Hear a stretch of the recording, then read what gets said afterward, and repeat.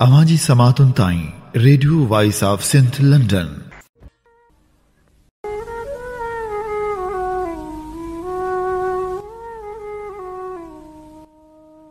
दिलबर दुनियादार बिन्ही असर हेकड़ो, हुनखे हाकिमाणी हथ में ही सूरत जो सिंगार, इहो इश्क जो आचार जो दाना दीवाना करे। भलारे भिट धनी जे भलारे बैत सां मुंहिंजो ही आवाज़ मुसाफ़िर radio voice of Sindh London तां थिए दुनिया जी कुंड कुड़छ ताईं, जंहिंजा माॻ ॿुधिजे पियो उन्हनि मिड़नी महिरबाननि खे सिकबरियो सलाम शाल क़बूल पवे। नए साल 2022 जी पहिरीं तारीख़ ऐं छंछर जे ॾींहुं प्रोग्राम सोच वीचार साण करे अवां जी ख़िदमत में हाज़िर अवां जो पंहिंजो मेज़बान हबीब लगारी। पाण ॼाणूं था त हाल अॼु बि साॻिया आहिनि। जीअं मिठल चांडे लिखियो, न सोच बदिली न ख़्याल बदिलियो, फ़क़्ति कैलेंडर में साल बदिलियो, असांजा रहबराना जी निंड में असांजी सिंध जो न हाल बदिलियो। पर पोइ बि उमेदनि ते दुनिया क़ाइमु आहे ऐं इहा उमेद आहे सिंध में सुजाॻी जो सिंज ज़रूरु उभरंदो। असांजो नओं नसल पंहिंजे आजपे वारो सिंध वतन ज़रूरु ॾिसंदो। ऐं इहा बि उमेद आहे जेके खंभे गुम कया विया आहिनि उहे ज़रूरु पंहिंजे मारोड़नि लाइ मोटी ईंदा। सुजाॻी जे सफ़र में जिन माण्हुनि जा क़दम ज़ख़्मी थिया आहिनि, जिन माण्हुनि रूह जे रुमाल ते सुटकनि जा सितारा टांकिया आहिनि, उन्हनि जी जदोजहद हिकु ॾींहुं ज़रूरु रंग लाहींदी। दुआ आहे शाल सदाईं मुरकंदा महकंदा रहो, शाल असांजी ही धरती सुखी ऐं सताबी हुजे। प्रोग्राम सोच वीचार में अॼु अवां जी ख़िदमत में असीं पेश कंदासीं नाम्यारी लेखिका वनीता मोटवाणी सां ॻाल्हि ॿोल। उन सां गॾोगॾु सिंध जे हालतनि बाबति ख़बरूं बि अवां जे समातनि जी नज़र हूंदियूं। जॾहिं त नाम्यारे लेखक अनवर पीरज़ादे जो मज़मून सिंध किथे आहे पिणु पेश कयो वेंदो। जॾहिं त जग मशहूरु किताब सिंधू जूं सल्तनतूं जी 51 क़िस्त पिणु अवां जी ख़िदमत में पेश कंदासीं। जॾहिं त सारी सब जमार पोरितनि लाइ जा खोड़ींदड़ कामरेड जाम साकी जे किताब फ़तह आख़िर अवाम जी थींदी जी 17वीं क़िस्त पिणु अवां जी ख़िदमत में पेश कई वेंदी। सभ खां पहिरियां असीं अवां खे आगाही ॾींदासूं सिंध जी कुंड कुड़िछ मां पहुतल ख़बरनि बाबति। नए साल में हुकूमत अवाम जे मथां महांगाई जो बम किराए छॾियो आहे। वफ़ाक़ी हुकूमत नए साल जे मौक़े ते पेट्रोलियम जे शयुनि जा अघ वधाए छॾिया आहिनि। नाणे वारी वज़ारत जे जारी कयल नोटिफिकेशन मूजिबि पेट्रोल जे अघ में 4 रुपया इज़ाफ़ो कयो वियो आहे, जॾहिं त पेट्रोल जे लीटर जी क़ीमत 144 रुपया 82 पैसा थी वई आहे। नाणे वारी वज़ारत ॿुधायो आहे त हाई स्पीड डीज़ल जी क़ीमत में बि 4 रुपया फ़ी लीटर इज़ाफ़ो कयो वियो आहे, जंहिं खां पोइ नई क़ीमत 141 रुपया 62 पैसा फ़ी लीटर मुक़ररु कई वई आहे। घासलेट जी क़ीमत में पिणु 3 रुपया 95 पैसा फ़ी लीटर इज़ाफ़ो कयो वियो आहे, जंहिं बाद अघु 113 रुपया 52 पैसा फ़ी लीटर थी वियो आहे। जॾहिं त लाइट डीज़ल जे अघ में 4 रुपया 15 पैसा इज़ाफ़ो कयो वियो आहे, जंहिं बाद 111 रुपया 6 पैसा फ़ी लीटर अघु थी वियो आहे। दुनिया जे ॿियनि मुल्कनि में ख़ुशियुनि जे ॾिहाड़नि ईदनि या नए साल जे मौक़े ते अवाम खे अहिड़ा तोहफ़ा ॾिना वेंदा आहिनि जिन मां अवाम खे लाभ मिली सघे, पर पाकिस्तान में अक्सर ॾिठो वियो आहे त शयुनि जा अघ वधाया वेंदा आहिनि। पेट्रोल अघनि में वाध करे ग़रीब अवाम खे नए साल जो तोहफ़ो ॾिनो वियो आहे। थर पार्कर सां तालुक़ु रखंदड़ कारुंझर जबल जे आशिक़नि वकील फ़क़ीर मुनवर सागिर ऐं सोशल अॻवान अलाह रखियो खोसो पारां हाई कोर्ट हैदराबाद में कारुंझर खे कटण ख़िलाफ़ु दाख़िल करायल पटिशन में हाई कोर्ट तरफ़ां मुक़ररु कयल मुआवन हाई कोर्ट बार एसोसिएशन जे सदर इशरत लोहार नगर पार्कर पहुची कारुंझर जबल जो दौरो कयो। इशरत लोहार कारुंझर जबल में तारीख़ी माॻ मकान मंदर तारीख़ी खूह कारुंझर जे जबल खारसर छणींदा ऐं ॿियनि हंधनि जो दौरो कयो ऐं कारुंझर जी कटाई थींदड़ हंध पिणु विज़िट कया। हुन नगर पार्कर जे आम माण्हुनि खां राया पुछा ऐं कारुंझर सुजाग फोरम जे अॻवान सां गॾिजी कारुंझर जो दौरो पिणु कयो। मीडिया सां ॻाल्हाईंदे बार काउंसिल जे सदर इशरत लोहार चयो त कारुंझर जबल जी कटाई ख़िलाफ़ु दाख़िल पटिशन में हाई कोर्ट मुखी ऐं सिजाद अली चांडियो खे अदालत जो मददगार रखियो आहे। कारुंझर पाकिस्तान जो असासो आहे, कारुंझर जबल नगर पार्कर समेत सॼे मुल्क जे माण्हुनि जूं ज़रूरतूं पूरियूं करे थो। कारुंझर जबल हितां जे माण्हुनि जो मुआशी ज़रियो आहे। कारुंझर जबल सकाफ़ती ऐं सियाहती मक़ाम रखंदड़ जबल आहे। सकाफ़त, सियाहत ऐं वाइल्ड लाइफ खाते खे कारुंझर जी मालिकी करणु घुरिजे, जेके हिते नज़र ई नथा अचनि। हुन चयो त मूं समूरियूं शयूं गॾु करे हिकु जामिया रिपोर्ट ठाही आहे, जेका हाई कोर्ट हैदराबाद में जमा कराईंदुसि। ॿिए तरफ़ थरपारकर जे मज़ाहिमती ऐं इनकलाबी शाइर इमाम अली जंझीअ चयो त कारुंझर असांखे तहफ़ुज़ फ़राहम करे थो। कारुंझर जो हिकु पथर बि कटिजण न ॾींदासीं। उन मौक़े ते वकील फ़क़ीर मुनवर सागर, वकील ग़ुलाम मुस्तफ़ा हिंगुर जो, वकील तीरथ ऐं ॿिया पिणु मौजूदु हुआ।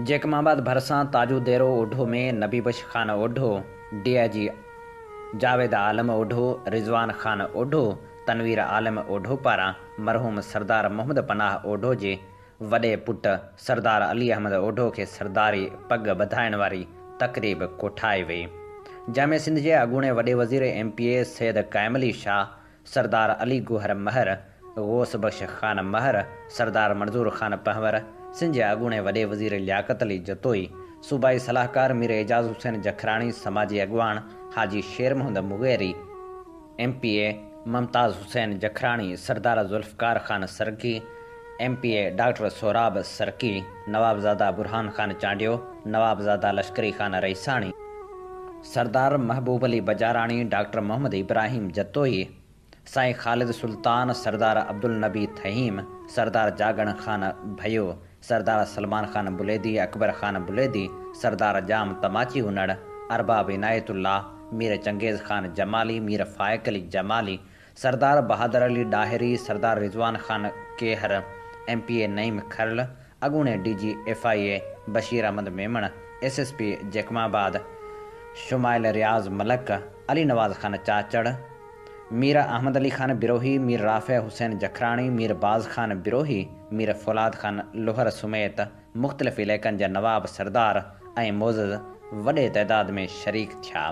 तक़रीब जी शुरूआत तिलावत कलाम पाक सां कई वई, जंहिंखां पोइ सरदार अली अहमद ओढो जे नाने नबी बश ख़ान ओढो ऐं संस चाचे DIG जावेद आलम ओढो पारां सरदार अली अहमद ओढो खे सरदारी पग ॿधाइण दौरान पहिरियां वर ॾिना ऐं बाद में मुख़्तलिफ़ क़बीलनि जे नवाबनि, सरदारनि, मोतबरनि ऐं बिरादरियुनि जे मुअज़्ज़िज़नि पारां सरदार अली अहमद ओढो जी सरदारी दस्तारबंदी दौरान पग खे वर ॾिना विया।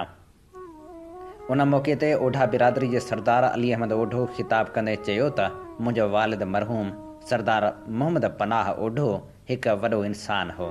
आउं उनजी जाइ त नथो वठी सघां, पर बाबा साईं जी ॾसियल वाट ते हलंदे ओढा बिरादरी जे मयार ते पूरो लहण जी कोशिशि कंदुसि।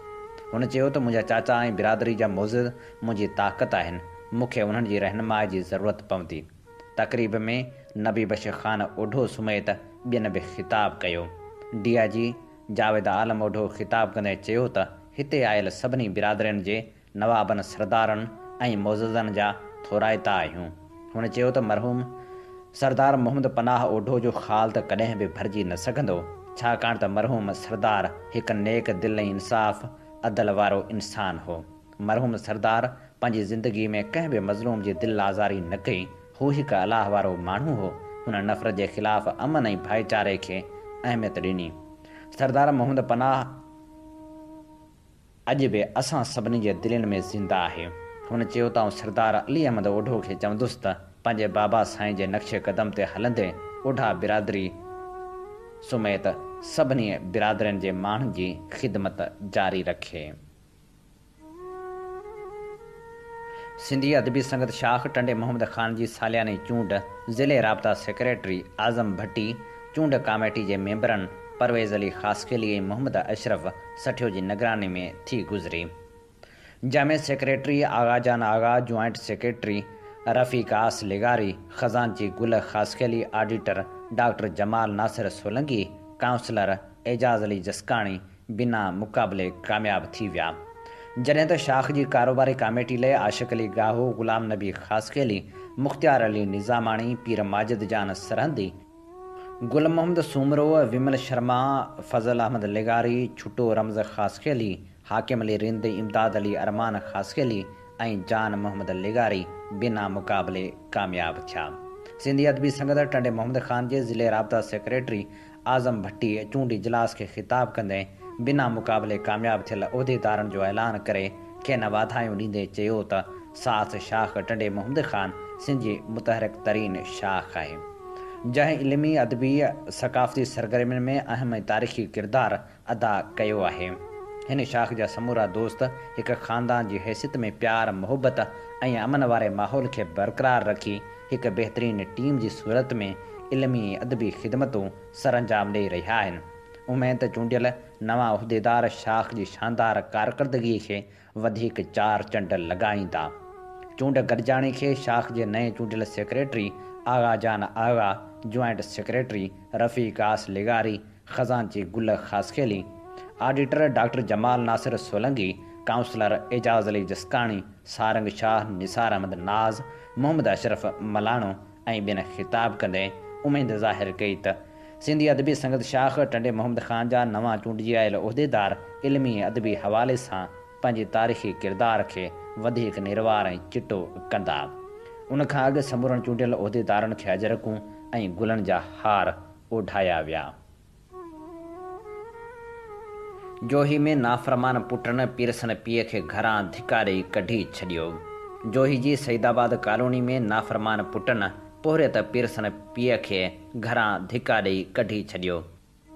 मुतासिर पीरसन शमसुद्दीन अब्बासी चयो त मां लोहार को कमु कंदो आहियां, सॼी उमिरि लोहार को कमु करे घर ठहिरायो, बांदी शहर में प्लाट बि वरितो, पर मुंहिंजे नाफ़रमान पुटनि मोहम्मद रफ़ीक ऐं मोहम्मद शरीफ़ मूंखे तशदुद जो निशानो बणाइण बाद प्लाट बि विकिरो करे छॾियो ऐं घर बि विकिणी छॾियो।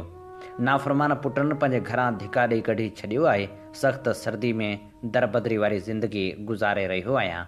हुन मुतालबो कयो त नाफ़रमान पुटनि ख़िलाफ़ कार्रवाई करे मूंखे इंसाफ़ ॾियारियो वञे।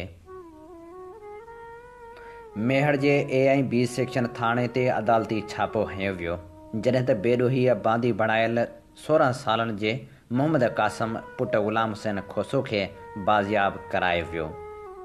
पुलिस जे तशदुद में नीगर जे ज़ख़्मी हुजण करे खेसि इस्पताल मुंतक़िल कयो वियो, जितां लाड़काणे मुंतक़िल कयो वियो, जॾहिं त सिविल जज जे छापे दौरान मेहर जे A सेक्शन थाणे जे मुंशी खे कुझु देरि लाकअप कयो वियो, बाद में खेसि आज़ादु करे छॾियो।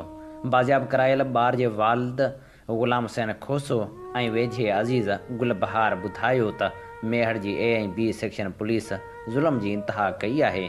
मासूम नीगर खे बिना जवाज़ गिरफ़्तार करे लाकअप कयो। खेसि अमड़ मुलाक़ात करण लाइ आई त पुलिस अमड़ जे साम्हूं नीगर जे मथां सख़्त तशदुद कयो। रोस्तम भरिसां हिकु ॾींहुं अॻु क़त्ल कयल नौजवान जी ज़ाल खे बि क़त्ल कयो वियो। मक़तूल गहणो जी ज़ाल 26 वरहनि जी सकीना खे कारा इल्ज़ाम हेठि क़त्ल कयो वियो। मक़तूल गहणो जे सोट गुलशेर सकीना खे नौजवान आशिक़ सां इल्ज़ाम हणी क़त्ल कयो। औरत जे लाश खे ॻुझ गोह में दफ़नायो वियो आहे, जंहिंखे पुलिस बि हथ करे नाहे सघी। वारह भरिसां ॻोठ गुलबुरड़ो में स्कूल में प्राइवेट चौकीदार मोहम्मद सादिक खे बेदर्दी सां क़त्ल कयो वियो आहे। मिठी में मारे जो मेलो ऐं थर लिटरेचर फेस्टिवल शुरू थी वियो आहे। मारे जी हुबुल वतनी जे अज़ीम किरदार ते कोठायल मेले में इलाइक़े वासी वॾे अंग में शरीक थी रहिया आहिनि। शहदादकोट में भाणजी हथरादू खोट ख़िलाफ़ PP शहीद भुट्टो पारां एहतिजाजी धरणो हंयो वियो। PP शहीद भुट्टो जे कारकुननि सब्ज़ी मंडी खां रैली कढी कोटू मोटू चौक ते एहतिजाजी धरणो हंयो। उन मौक़े ते ख़िताब कंदे ज़ुल्फ़कार अली मंगसी चयो त वापारी भाण ब्लैक ते विकिरो करे रहिया आहिनि। आबादगारनि जे हक़नि ते धाड़ो हंयो पियो वञे, जॾहिं त जाती में पिणु भाण जे ब्लैक ते विकिरे ख़िलाफ़ एहतिजाजी मुज़ाहिरो कयो वियो। टंडे अलहयार में पिणु आबादगार सरापा एहतिजाज बणियल नज़र आया।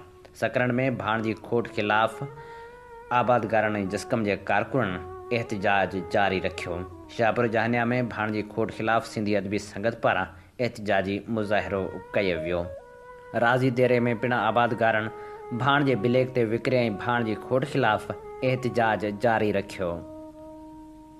सिंध हारी कमेटी तरफ़ां साल जी पुॼाणी ते हारी जदोजहद जे विछड़ियल साथियुनि कामरेड ग़ुलाम रसूल सेहतो, अहमद ख़ान लिगारी, अली मोहम्मद ख़ासखेली, सालह बिलू, मिस्री ख़ान टालपुर, कामरेड वज़ीर लाखो, कामरेड मंसूर मीराणी जी शहाद में मरकज़ी सदर समर हैदर जतोई, मरकज़ी general secretary advocate Ahmad Nawaz Inqalabi जी अॻुवाणी में प्रेस क्लब ते ॾिया ॿारे संदन तस्वीरनि ते गुल निछावर करे भेटा पेश कई वई। उन मौक़े ते अॻुवाणनि मीडिया सां ॻाल्हाईंदे चयो त साल 2021 पूरे जदोजहद जो वॾो नुक़सानकार साल साबित थियो आहे, जंहिंमें पूरे अॻुवाण असां खां विछड़ी विया। सिंध हारी कमेटी सचन साथियुनि खां महरूम थी संदन कयल जदोजहद पोरितनि लाइ उत्साह जो सबबु आहे। हुननि चयो त हिन साल ई महांगाई ऐं बेरोज़गारी सबबु पोरितनि खे तकलीफ़ूं पहुतियूं आहिनि। हारी मुआशी तौर ते कमज़ोर थी विया आहिनि। 2021 में हुकूमत जे नाकारा पॉलिसियुनि सबबु अवाम सख़्त बेचैनी में गुज़ारियो आहे। उन मौक़े ते क़ौमी रागी ॿीजल सिंधी क़ौमी गीतनि सां भेटा पेश कई। तक़रीब में अरबाब इब्राहिम राहिमो, फ़क़ीर अली अकबर जतोई, हसन रज़ा शर, कामरेड वली मोहम्मद, जूनियर मज़हर अली, महबूब हैदर ऐं सियासी समाजी ऐं हारी अॻुवान कारकुननि वॾे अंग में शिरकत कई। क़ौमी अवामी तहरीक जे सरबराह अयाज़ लतीफ़ पली जे नए साल जे मौक़े ते मुल्क जे नौजवाननि खे पैगाम ॾिनो आहे त उहे तालीम हासिल कनि ऐं वधि खां वधि महिनत कनि। पंहिंजे जारी कयल बयान में अयाज़ लतीफ़ पली जे चयो आहे त हुकूमत IMF जे चवण ते महांगाई जो बम किरायो आहे। खाधे पीते समेत हर शइ महांगी आहे। हुक्मरान वटि का बि मुआशी पॉलिसी न आहे। हुक्मरान नए साल ते आम शयुनि ते सब्सिडी ॾियनि हा, पर महांगाई बम किरायो वियो आहे। जॾहिं त अवामी तहरीक जे मरकज़ी सदर डॉक्टर रसूल बशीर ख़ासखेली, मरकज़ी जनरल सेक्रेटरी नूर अहमद कातियार ऐं ॿियनि पंहिंजे जारी कयल बयान में चयो आहे त महांगाई में वाध करे अवाम जो जीअण जंजाल बणायो वियो आहे। साम्राजी कुवतूं IMF जे ज़रिए सिधी रीत मुल्क ते क़ाबिज़ थी वियूं आहिनि। स्टेट बैंक खे IMF जो क़ैदी बणाइणु शर्मनाक अमल आहे।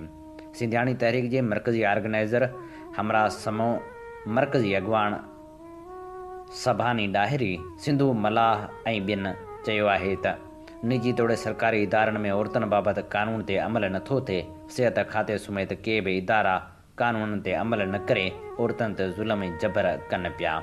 हुननि पंहिंजे जारी कयल बयान में वधीक चयो आहे त ख़ानगी तौरु सरकारी इदारनि में औरतुनि सां ज़ुल्म ऐं जबर वारनि रवशनि जो नोटिस वरितो वञे।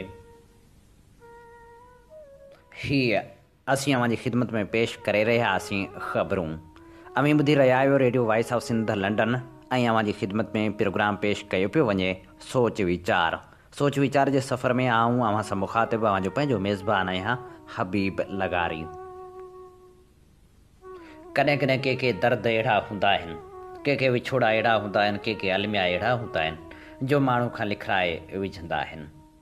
अरब शिकारियुनि खे शिकार खां रोकींदे मौत जो खाज बणिजी वियल नाज़म जोखे वारो वाक़ियो बि अहिड़ो ई आहे। हुन ते जिते केतिरनि ई शाइरनि लिखियो आहे ऐं ख़ूब निभायो आहे, उते मूं बि शाइराणो इज़हार कुझु हिन रीत कयो हो। शिकारी सदाई नवाज़िया वञनि था, वतन वैशियनि जो ठिकाणो थिए थो। शिकारी सदाई नवाज़िया वञनि था, वतन वैशियनि जो ठिकाणो थिए थो। उॾामनि ते बंदिश रहे ई रहे थी, पखियुनि जे अखियुनि खां पुछाणो थिए थो। ज़मी फ़ल्क ताईं धुॾी थी वञे ऐं सितारनि में मातम मची थो पवे पोइ। मदीने में आयल सगोरनि हथां हित क़तल कोज नाज़म निमाणो थिए थो। सॾे फैज़ मूंखे चयो काल्ह वेही, वॾो दर्द जो ही त रिश्तो हुजे थो। फैज़ अहमद फैज़, जंहिं चयो हो त बड़ा है दर्द का रिश्ता ये दिल गरीब सही, तुम्हारे नाम पे आए कि गम गुसार चले। इन तरफ़ इशारो आहे। सॾे फैज़ मूंखे चयो काल्ह वेही, वॾो दर्द जो ही त रिश्तो हुजे थो। असीं पाण पोढ़ा पुराणा थियूं था, मगर दर्द काथे पुराणो थिए थो। ख़ुशी जिन जे भागनि में नाहे उहे बि जीअण काण जग में तगारियूं खणनि था। हथनि जूं लकीरूं बि ख़ाली हुजनि थियूं, सदा सूर तिन लाइ विहाणो थिए थो। शिकारी सदाई नवाज़िया वञनि था, वतन वैश्यन जो ठिकाणो थिए थो, उॾामनि ते बंदिश रहे ई रहे थी, पखियुनि जे अखियुनि खां पुछाणो थिए थो। सिंधी अदब जी काइनात ॾाढी वसी आहे। सिंध खां वेंदे हिंद ताईं जा हज़ारे इंडल ठिए रंग आहिनि, जेके पंहिंजी ख़ूबसूरती जो अहसासु ॾियारीनि था। जीअं हर गुल जी पंहिंजी ख़ुशबू हूंदी आहे, बिल्कुलु अहिड़ी तरह हर लेखक जो पंहिंजो लिखण वारो ॾांहुं आहे। हर लेखक वटि हुस्नाकियुनि जो हिकु अलॻि जहान आहे, जंहिंखे जॾहिं बि पढ़िजे थो तॾहिं ॾात जे ॾेह में ॾुकार वारो ख़दशो ख़तमु थी वञे थो। सिंधी अदब जी काइनात ॾाढी वसी आहे। सिंध खां वेंदे हिंद ताईं जा हज़ारे रंग आहिनि, जेके पंहिंजी ख़ूबसूरती जो अहसासु ॾियारीनि था। जीअं हर गुल जी पंहिंजी ख़ुशबू हूंदी आहे, बिल्कुलु अहिड़ी तरह हर लेखक जो पंहिंजो लिखण वारो ॾांहुं आहे। हर लेखक वटि हुस्नाकियुनि जो हिकु अलॻि जहान आबाद आहे, जंहिंखे जॾहिं बि पढ़िजे थो तॾहिं ॾात जे ॾेह में ॾुकार वारो ख़दशो ख़तमु थी वञे थो। ॾात जे ॾेह में रोशन सितारे वांगुरु महसूसु थींदड़ वनीता मोटवाणी बि उहा ख़ूबसूरत लेखिका आहे, जेका पंहिंजे ॾात वसीले पाण मञराए पई। वनीता सां प्यारे लेखक नमोश तलरेजा जी कयल ॻाल्हि ॿोल अव्हां जे समातनि जी नज़र करियूं था। अचो त असीं भारत देश जी इंदौर शहर में रहंदड़ सिंधी अदीबा, लेखका ऐं कलाकार बि आहिनि, हू ड्रामा नवीस बि आहिनि, उन्हनि सां 2 मिंट ॻाल्हायूं। जी विनीता जी, तव्हांजे हिन किताब जो मुहूर्त थियो जंहिंजो नालो आहे पासपोर्ट जी, इन जे बारे में कुझु शाइकिन खे ॿुधायो, ॿुधंदड़नि खे ॿुधायो। बिल्कुलु, सभ खां पहिरीं थोराइती आहियां तव्हां सभिनीनि साथियुनि जिन मूंखे हिन किताब लिखण लाइ पंहिंजो वक़्तु ॾिनो, पंहिंजी सम्झाइश, पंहिंजा वीचार ॾिना। रंगमंच सां मुंहिंजो नातो त शुरूअ खां ई रहियो आहे, पर नाटक खे लिखण ऐं वरी पेश करण जो जज़्बो मुंहिंजे पीउ मान वारे वरिष्ठ साहित्यकार अमर गोपालानी साहिब पैदा कयो। दादा पाण नाटकनि में ॼातल सुञातल नालो आहिनि ऐं उन्हनि जे करे ई मुंहिंजे रत में इहा गॉड गिफ्ट चइजे त इहा मूं में आई आहे। ॾाढी सुठी ॻाल्हि आहे। जीअं त तव्हां हाणे नालो खयो असांजे बर्ख लेखक इंदौर जे वॾी ॼमार जे माण्हू श्री अमर गोपालानी जन जी, जिन जो सिंधी अदब में ॾाढो सारो योगदान आहे, ॾाढी जाखोड़ आहे। मुंहिंजे अंदाज़े सां जे मां ग़लति न आहियां त हुननि 30 सिंधी किताबनि खां मथे लिखी चुका आहिनि। हू जी 40 पूरा थी विया अथनि। तव्हां उन्हनि जी न्याणी आहियो त इहो बि हिकु फ़ख्र जी ॻाल्हि आहे तव्हां लाइ। हाणे हीउ जेको पासपोर्ट, इन जो मुहूर्त जेको थियो किताब जो, उहो कंहिंजे हथां थियो? पासपोर्ट मुंहिंजे हिकु इन किताब में जेका फ़हरिस्त आहे उन मां हिकिड़ो नाटक ई आहे, जंहिंजो की मां इहो टाइटल बि ॾिनो आहे। ऐं इन जो जेको आहे मुहूर्त असांजे इंदौर जे लोकप्रिय सांसद मान वारे शंकर लालवाणीअ जे हथां हिते हिकिड़ो वॾो मेलो सजायो वेंदो आहे, जेका असांजी लालबाग परिसर आहे उन्हीअ में। जी भेण, हिन पासपोर्ट नाटक जेको तव्हीं लिखियो आहे, हिकु पासपोर्ट आहे, ॿियो वसियत आहे, अबाणी सिक, ही सभु नाटकनि जे नाले में त मिटीअ जी खुशबू, मिटीअ जे माण्हुनि सां लाॻापो सभु नज़र थो अचे, पर तव्हीं पंहिंजे मुंहं सां कुझु ॿुधायो त हिन सभिनी नाटकनि में हिकु हिकु करे त इन्हनि जो अंदरि मैसेज छा आहे, न्यापो कहिड़ो थो वञे हेठि माण्हूअ ताईं? हा बिल्कुलु, मां तव्हांखे ॿुधाइण चाहींदसि त पहिरियों नाटक आहे जेको वसियत, उन में असांजे घर में जेके वॾड़ा आहिनि, बुज़ुर्ग जेका आहिनि टही, उन्हनि जो हींअर जेको क़दुरु आहे सो घटिजी रहियो आहे, या मां चवां कि उन्हनि खे उहा शान, उहा इज़त घर जा भाती न ॾेई रहिया आहिनि जेका उन्हनि खे मिलणु घुरिजे।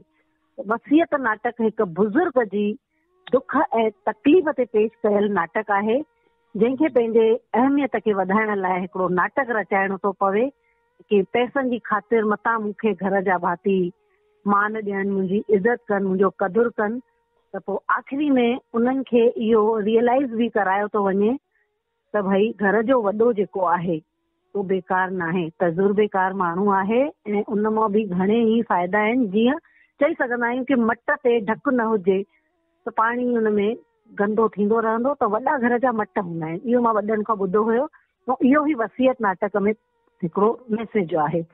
अबाणी सिक उन बुज़ुर्ग दंपतीअ जी कहाणी आहे दंपति माना उन परिवार जी, दंपति माना उन परिवार जी, है न? हा, अबाणी सिक उन ज़ाल मुड़ुस जी कहाणी आहे जेके सिंध छॾे हिंद पंहिंजी औलाद वटि सिर्फ़ु रुगो इन करे नथा अचणु चाहिनि कि असां अगरि उते वियासीं और उन्हनि जी हालति, उन्हनि जो रहणी कहणी ॾिठी, जेके कि सिंधियत खे छॾे पूरी तरह सां उते वसी करे उन कल्चर में, उन ज़मीन में असां खां पंहिंजी संस्कृति, पंहिंजी ॿोली सभु विसारे वेठा आहिनि, त इन डप खां पंहिंजे पुटनि वटि अचणु नथा चाहिनि। पोइ उनजो पुटु आहे उन्हनि खे पक थो ॾे कि अम्मा बाबा तव्हां अचो, असां वटि अची ॾिसो, असां तव्हांजी संस्कृतीअ खे हिंद में रही करे बि कोन विसारियो आहे।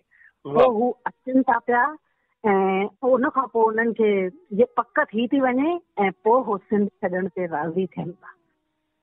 जेको टियों नाटक आहे पासपोर्ट, उन में हिकु लाइन में चवां त पासपोर्ट में ग़लति जनम स्थान, ॼम जी भूमि ग़लति विझण ते घर जो भाती एतिरे क़दुरु नाराज़ थो थी वञे जो सदमे में हंध ते थो अची वञे कि अगरि मूंखे पंहिंजे ॼम जी जाइ ते वञिणो आहे त उते मां उहा ई जाइ लिखां जिते मां ॼायल आहियां। जीअं हू सिंध जो ॼायल आहे त उनखे इंदौर जो ॼायल ॾेखारे करे पासपोर्ट कूड़ो ठाराए करे हुनजा ॿार हुनखे मोकिलण था चाहिनि, त कार्यवाही वॾी थी थी वञे। जी जी जी जी पोइ वरी हो उन्हनि खे इन ॻाल्हि जे लाइ हिकदमि राज़ी करे थो वठे कि पंहिंजी ॼम जी भूमि आहे, जेका पंहिंजी ज़मीन आहे, जेका पंहिंजी मिटी आहे, जेको पहाड़ुनि खां परे थियण जो दर्द आहे, उहो उन्हनि खे शिदत सां महसूस थो कराए। पोइ सभु आख़िर उन खां माफ़ी घुरी करे असली पासपोर्ट ठाराइनि था। ॻाल्हि कयूं नाटक समझौते जो, त इन में बि हिकिड़ी घर जी बुज़ुर्ग विधवा महिला आहे, माई आहे, जंहिंखे पंहिंजी पोटीअ सां ॾाढो प्यार आहे, ॾाढो, मतिलबु सभु हिकु पासे, मुंहिंजी पोटी हिकु पासे। पोटी वञे थी ॿाहिरि पढ़णु ऐं जॾहिं हूअ अचे थी त ॾिसे थी कि उनजा अंकल, चाचो ऐं पीउ धार थी चुका आहिनि, दिलनि जी जॻहियुनि ते भितियूं अची वयूं आहिनि, ॿ घर थी चुका आहिनि ऐं इन जो समूरो नुक़सान हुन ॿुढड़ीअ खे थो भरणो पवे। छो त अलॻि थियण खां पोइ सभु पंहिंजी पंहिंजी ज़ाती ज़िंदगीअ में एतिरा मशगूल थी विया आहिनि जो उहा हिकु कुंड में वेही करे रत जा ॻोढ़ा थी रोए रुगो ऐं अकेलेपन जी शिकार थी करे हिकिड़ी अवसाद में, हिकिड़े गम में गुम थी वञे। पोइ पोटी उनजे दर्द खे सम्झी करे पंहिंजे चाचे, चाची ऐं माउ पीउ खे इन हक़ीक़त सां रूबरू थी कराए त तव्हां हे छा करे रहिया आहियो। पंहिंजी पंहिंजी ज़िंदगीअ में मशगूल थी करे तव्हां उन शख़्स खे भुलाए छॾियो जेका ॾींहं राति रुगो ऐं रुगो तव्हांजे लाइ पई जीए। पोइ वरी उन पोटीअ जी महिनत सां उहे भितियूं ऐं उहे दिलनि में जेके धार थी चुकियूं हुयूं उहे वापसि हिकु जुट उन्हनि खे हिकु करे एकमुठ करे पोइ उहो वापसि पंहिंजी नौकरीअ ते वञे थी। सभु विछा ख़तम करे मतिलबु हिकु थियनि था। हा, उन्हनि खे हिकु करे वापसि ॿुढड़ीअ जी इन घर में कदुरु वधाए पोइ हूअ वञे थी पई सभिनि जूं दुआऊं खणी। नाटक फ़ैसिलो न्याणियुनि जे मथां आहे कि असांखे रुको लॻे थो कि असां न्याणियुनि खे परणाए रखूं त बसि उन खां पोइ असांजी ज़िम्मेदारी ख़तमु। अहिड़ो ई हिकिड़ो फ़ैसिलो हिकिड़ो पीउ वठे थो कि पढ़ाई छॾाए करे धीअ जी शादी थो कराए छॾे। कुदरत जी मार अहिड़ी थी पए जो हुन न्याणीअ जो घोटु रोड एक्सीडेंट में मारियो थो वञे त घर जा सभु भाती हिनखे निंढड़की ऐं ॻाइण था कोठिन। जॾहिं हे वञे थो त ॾिसे थो कि हुनजी जेका पढ़ियल लिखियल अहिड़ी आलीशान ज़िंदगी जीअण वारी छोकिरी जार जार रोए थी पई त हथ पकड़े सभु उते छॾे सभु रिश्ता नाता तोड़ाए करे उन न्याणीअ खे, विधवा जवान न्याणीअ खे वठी थो अचे ऐं उन खां माफ़ी घुरंदे जातां हुनजी पढ़ाई छॾाई नहीं उतां ई वरी पढ़ाई शुरू तो कराए। आड़े पाड़े वारा एतिरे क़दुरु उनखे ताना या ठूठियूं चइजनि हणनि था कि भई तूं हे छा थो करे, पर हो कंहिंजी बि हाणे परवाह न करे उन न्याणी जे ज़िंदगीअ खे सुर्ग थो ठाहे। ऐं पढ़ी करे जॾहिं हूअ कोट पाए पीउ जे अॻियां बीठी आहे, उन खां पोइ फ़ख्र सां हुनजो हिकदमि छाती हुनजी चौड़ी थी वञे त पाड़े वारो अचेसि थो, पुछेसि थो ॾे ख़बर यार हाणे हिन न्याणीअ जो छा फ़ैसिलो आहे, छा कंदे हाणे तूं? चएसि थो हाणे मां फ़ैसिलो न कंदुमि, हाणे फ़ैसिलो मुंहिंजी धीअ कंदी कि उनखे अॻिते छा करिणो आहे। ॾाढो सुठो, तमामु सुठो। हा, तव्हांजे लिखणियुनि में तमामु घणो जेको आहे सो सिंधी लफ़्ज़नि जो इस्तेमालु आहे ऐं तव्हांजे ॻाल्हाइण मां बि लॻे थो। मूं ही किताबु तव्हांजो पढ़ियो पिए, नाटकनि में तमामु सुठे तरीक़े सां तव्हां ॾिसंदड़नि खे मैसेज ॾियण जी तमामु बहितरीन कोशिश कई आहे। ही हुया इंदौर खां श्रीमती विनीता मोटलानी। ही असीं अवां जी ख़िदमत में पेश करे रहिया हुआसीं हिंद में रहंदड़ सिंधी ॿोली जी नामियारी लेखिका वनीता जी ॻाल्हि ॿोल। अवां ॿुधो संस ॻाल्हियुनि में सिंधी मिट्टी जी मोहबत जो ज़िक्र बि हो, तसूरनि जे सदाउनि जूं कथाऊं बि हुयूं, दिलनि जे दर्द जी ॻाल्हि बि हुई, त वरी अखियुनि में लही आयल लुड़कनि जी कथा बि हुई। उहे सभु कथाऊं जेके हुन नाटक किताब में समायूं आहिनि, जिन जे रूह में मिट्टी जी ख़ुशबू समाइजी वेंदी आहे। उहे जॾहिं जिते बि जेके बि तख़लीक़ूं लिखंदा आहिनि उन में सच इहो आहे जो पंहिंजे वतन सां मोहबत जी उकीर हूंदी आहे ऐं सिक जी छिक बि समायल हूंदी आहे। अमीं ॿुधी रहिया आहियो प्रोग्राम सोच वीचार जे सफ़र में आऊं अव्हांजो मेज़बान आहियां हबीब लगारी। जेकॾहिं अमीं बि असांखे पंहिंजो मवाद पंहिंजो के लिखणियूं ॾियारे मोकिलणु चाहियो था त असांजो व्हाट्सअप नंबर आहे 0312 3245 303। जी हा, 031238245303। जेकॾहिं अमीं पाकिस्तान खां ॿाहिरि रहो था त पाकिस्तान जो कंट्री कोड मिलाइण न विसारिजो 0092। जी हा, नंबर हिकु भेरो ॿीहर अव्हांखे नोट कराईंदो हलां 00923123245303। जेकॾहिं अमीं असांजा गुज़िरियल प्रोग्राम ॿुधणु चाहियो था हींअर यूट्यूब ते वञी सर्च करियो radio voice of Sindh London. उन सां गॾोगॾु असीं पंहिंजा प्रोग्राम अव्हांजी ख़िदमत में फेसबुक पेज ते बि रखंदा आहियूं। सुजाॻी जे हिन सफ़र में अव्हांजा राया अव्हांजो सहकार असांखे वधीक सघारो बणाए सघे थो। पंहिंजा राया ॾियो, उन सां गॾोगॾु असांजा प्रोग्राम पंहिंजनि दोस्तनि ताईं पहुचायो। Radio voice of Sindh London जो बानी ऐं सिंध जे हक़नि वारी जदोजहद जो अॾोल सिपाही असांजी हर क़दम ते रहनुमाई कंदड़ साईं इमदाद अली ओढो चवंदो आहे, हीउ इश्क जो सफ़रु आहे। धरती जे आजबे ऐं शऊर लाइ बिना लोभ लालच जे पंहिंजे हणा वणा कयल कोशिशनि वारो हीउ पंधु आहे जंहिंखे अव्हां ॿुधंदड़नि जो साथ ई वधीक सघारो बणाए सघे थो। इन लाइ अचो सुजाॻी जे हिन सफ़र में असां सां हमक़दम बणिजो ऐं असांजे हिन सफ़र खे अञा बि सघारो बणायो।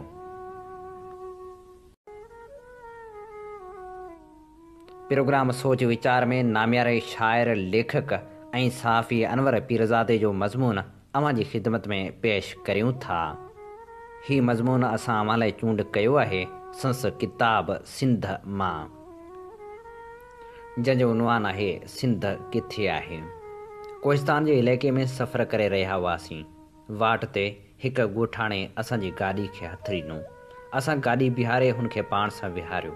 रस्मी खीकार खां पोइ हुनखां कोहिस्तानी ज़िंदगी बाबति मालूमात हासिल करण लाइ संस गैर रस्मी इंटरव्यू करणु शुरू कयोसीं। वाक़ई हुन असांजी मालूमात में वॾो इज़ाफ़ो कयो, पर हिकु मरहले ते असांखां छिरक निकिरी वियो जॾहिं जाबलू ॿकरियुनि जे क़िस्मनि ऐं उञाण बाबति ॻाल्हाईंदे असांखां कामोरी ॿकरी बाबति सुवालु कयो। हुन जवाबु ॾिनो त कामोरी ॿकरी हिते कान थींदी आहे, उहा सिंध में थींदी आहे। मूं बदर अबड़े ॾे ॾिठो ऐं बदर मूं ॾे ॾिठो। असां फ़िलहाल त टुॿी में पइजी वियासीं त छा ही माण्हू कोहिस्तान वारे इलाइक़े खे सिंध में शामिल नथो करे। नेठि अंदर में कढ़ी हुनखां सिधो सो सुवाल कयोसीं त जंहिं सिंध जो तो ज़िक्र कयो आहे सा किथे आहे। हुन बिना कंहिं झिझक जे जवाबु ॾिनो त अवल लाल बाग आहे न सेवण वटि, सिंध उतां थी शुरू थिए। असां वाइड़ा थी वियासीं ऐं सोचींदा रहियासीं त सिंध जे जाबलू इलाइक़े जा आम लोक पाण खे सिंध खां धार छो था तस्वर कनि। वरी अहिड़े हिकु ॿिए सफ़र दौरान सिंधू दरिया जे डेल्टाई इलाइक़े मां थींदा कराची जे इब्राहिम हैदरी वारे मच्छी जे बंदर ते हिकु सिंधी मुहाणे खां इंटरव्यू कयोसीं। हुनखां ॿेड़ियुनि जे क़िस्मनि नालनि ऐं उन्हनि जे पुर्ज़नि बाबति मालूमात वठी रहिया हुआसीं त हुन ईअं चई असांखे छिरकाए विधो त डोंडी ॿेड़ी सिंध में थींदी आहे। असां हुनखां पुछो त उहा सिंध किथां थी शुरू थिए त हुन बिना हुबक जे विराणियो त जितां मिठो पाणी शुरू थिए थो। सफ़र खां वापसी ते बदर ऐं मां हुन सूरत हाल ते वीचारींदा रहियासीं त आख़िर सिंध जे जाबलू ऐं पाणी वारनि इलाइक़नि जा आम लोक पंहिंजनि इलाइक़नि खे सिंध सां छो नथा सलाड़ियनि। अहिड़ी तरह कुझु ॾींहं खां पोइ थर जे सैर करण जो मौक़ो मिलियो। मिठी खां सलाम कोट ऐं सलाम कोट खां गोड़ी मंदरु घुमण वियासीं। उते क़दीम आसारनि वारे खाते जे चौकीदार महाव भील जो हिकु इंटरव्यू रिकॉर्ड कयोसीं, जंहिंमें भील क़बीले जी रहणी कहणी बाबति ॾाढी अहम मालूमात मिली।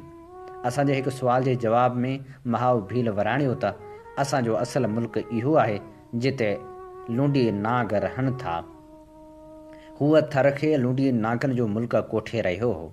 हुन पंहिंजे इंटरव्यू में इहो बि चयो जेको असां वटि रिकॉर्ड थियल आहे त थर में जॾहिं ॾुकार पवंदो आहे तॾहिं थरिया भाॼ खाईंदा आहिनि सिंध ॾांहुं। सिंध जो उन्हीअ मफ़हूम में ज़िक्र ॿुधी असांखे वरी बि अजब लॻो ऐं असां महाव भील खां पुछो त उहा सिंध किथां शुरू थिए थी।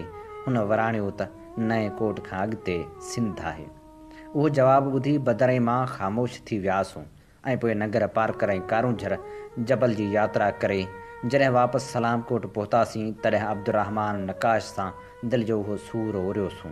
नकाश जीअं त काफ़ी अरसो थर में रहियो आहे, उन करे असां हुनखां हुन सुवाल जो जवाबु मालूम करण पिए घुरियो त आख़िर थर जा माण्हू लाशऊरी तौरु पंहिंजे इलाइक़े खे सिंध जो हिसो छो नथा सम्झनि। नकाश जे जवाब असांजा ठपे ठारे छॾिया। हुन चयो त जंहिं बचे खे सिंधू पंहिंजी अमृत रस प्यारण खां महरूम रखियो हुजे सो पंहिंजी माउ खे कीअं सुञाणे सघंदो, भले त माण्हू खेसि ॼणियो छो न हुजे। असां ख़ामोश थी वियासीं ऐं सोचणु लॻासीं त वाक़ई सिंध देस सिंधू दरिया जे ॿिनि किनारनि जो नालो आहे ऐं जीअं त सिंधू खे मिठे पाणी जो समुंड कोठियो वेंदो आहे, उन करे जिन इलाइक़नि जा माण्हू खारे पाणी जे फुड़ियले सिकंदा हुजनि से कीअं चवनि त असां मिठे पाणी जे समुंड वारे इलाइक़े में रहूं था। उन वक़्तु असांखे कोहिस्तानी ॻोठाणे पारां ॿुधायल उहा जाग्राफियाई सरहद यादि आई जेका सेवण लॻ दरिया जे किनारे खां शुरू थिए थी ऐं महाव भील वारो नओं कोट यादि आयो जेको पिणु बेराजी एराज़ी आहे। अहिड़ी तरह इब्राहिम हैदरी वारो मुहाणो बि मिठे पाणी वारे सरहद जो ॾस ॾेई रहियो हो। बहरहाल सिंध खे भले मिठे पाणी वारो ऐं मिटी वारो इलाइक़ो सम्झो वञे, पर सिंध सां उपिराइब जो कारण सिंध जे मुख़्तलिफ़ इलाइक़नि विच में इक़्तिसादी ऐं समाजी गांडापे जी अणाहठ आहे। हिन वक़्तु थर में रोड न आहिनि, कोहिस्तान में पका रस्ता न आहिनि ऐं सामूंडी इलाइक़ा कंहिं जहाज़ रानी अचु वञ जी मदद सां सिंध जे दरियाही इलाइक़नि सां ॻंढियल न आहिनि। लॻे थो त असुलु कारणु इहो आहे जंहिं करे काछू कोहिस्तान दरिया जो कचे वारो इलाइक़ो ऐं थर हिक ॿिए खां कटियल आहिनि। उन करे ज़रूरत आहे त सिंध जी क़ौमी वहदत खे क़ाइमु रखण लाइ सिंध में मवासिलाती तरक़ी ऐं मुआशी गांडापे लाइ पाण पतोड़ियो वञे। थी सघे थो त वक़्त जी हुकूमत खे इन ॻाल्हि जो घणो ओनू न हुजे, छाकाणि त हुकूमत वटि बराबरि उहे सभु ज़रिया आहिनि जिन जी मदद सां उहा सिंध जे मिड़नी इलाइक़नि ते राज करे सघे थी। अलबत्ता सिंध जे आम लोकनि में सिंध जी क़ौमी ऐं जाग्राफियाई वहदत खे मज़बूत करण लाइ सिंध जे सियासतदाननि, दानिश्वरनि ऐं समाजी हलकनि खे जाखोड़ करणी पवंदी। हिन वक़्तु सूरत हाल इहा आहे त जेकॾहिं साज़दा जेको सिंध जो सरकारी इदारो आहे मिठी खां इस्लाम कोट ताईं पको रोड ठाराइणु शुरू थी करे त जिन खे मुल्क जूं सघारियूं कुवतूं चयो वञे थो से रोड अध में बंदि कराए छॾनि थियूं।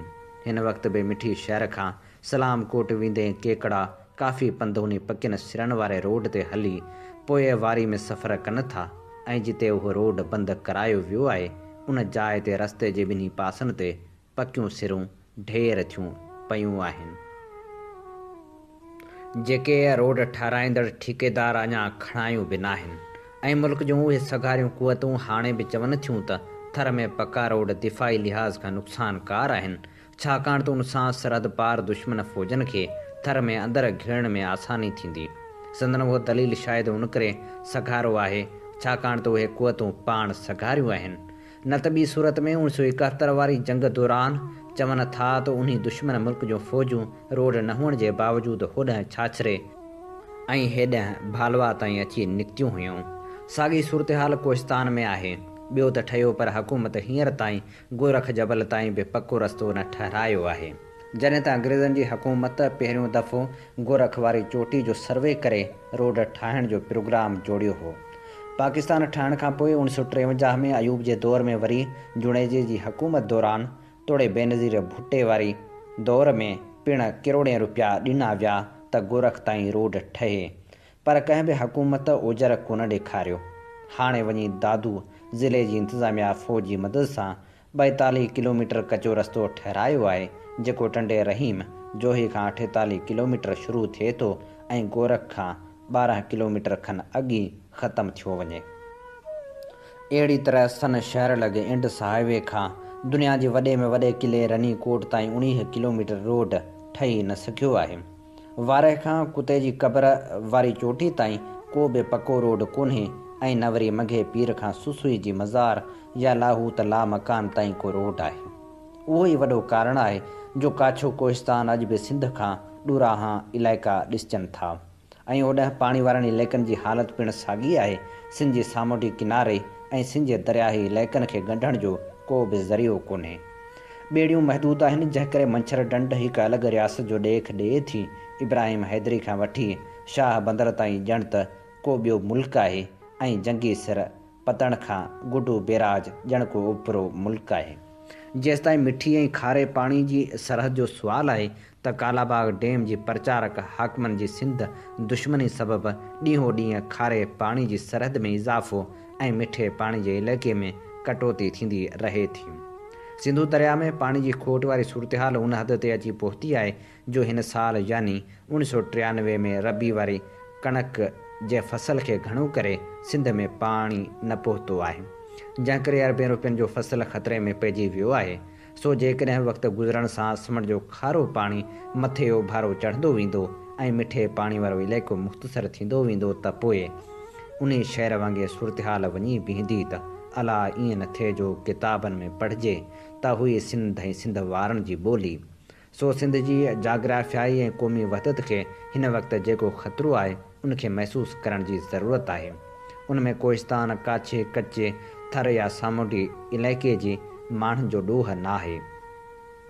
सिंध जे मुख़्तलिफ़ हिसनि खे पाण में ॻंढण जी अॼु ताईं कोशिशि न कई वई आहे। अञा बि वक़्त बेवक़्तु जेका सा फूक जो खाइती ॾेई अहिड़ी सूरतहाल पैदा कई वञे थी जो भिटाई जी इहा सिट यादि थी अची वञे त मिड़िया मछ हज़ार भाङा थींदी सुहिणी। हूअं जेकॾहिं ॾिठो वञे त सिंध जी सक़ाफ़ती वहदत घणो तणो भिटाई जे रिसाले सबबि महफ़ूज़ आहे। उहो बि उन करे थियो आहे छाकाणि त भिटाई जाखोड़ी हो जंहिं सिंध जे मुख़्तलिफ़ इलाइक़नि खे घुमी फिरी ॾिठो ऐं पंहिंजी शाइरी अहिड़े गुलदस्ते वांगुरु ॾिनाई जंहिंमें सिंध जा जुमिली रंग शामिल आहिनि। सॼी सिंध जे माण्हुनि सुर सारंग, सुर ॾहर ऐं मारी पढ़ी अणॾिठल थर खे महसूसु करे वरितो। सुसुई जा 5 सुर ॿुधी माण्हुनि ॼण कोहिस्तान ऐं काछो घुमी वरितो। सुर सरीराग ऐं सामुंडी पढ़ी पाणी वारनि इलाइक़नि जी वाक़फ़ियत थी। सुर का मोड पढ़ी किंजर ढंढ जो अणॾिठो सैर थी वियो। अहिड़ी तरह भिटाई पढ़ी सिंध सम्झ में अची वई। पर बहरहाल उहो सभु कुझु हिकु शऊरी गांढापो हो सिंध जे मुख़्तलिफ़ इलाइक़नि विच में। हिन वक़्तु तिबी ऐं अमली मुआशी ऐं सियासी गांढापे जी ज़रूरत आहे, छाकाणि त जेकॾहिं ईअं न थी सघियो त पोइ सोणी खे भाङा थियण खां बचाइण ओस थी पवंदो। हीअ असां वञी ख़िदमत में पेश करे रहियासीं नामियारे शाइर मज़मून नवीस ऐं साफ़ी अनवर पीरज़ादे जो लिखियलु मज़मून सिंध किथे आहे, जेको 1993 धारे लिखियो वियो हो पर अॼु बि सिंध जी सूरत हाल साॻी आहे।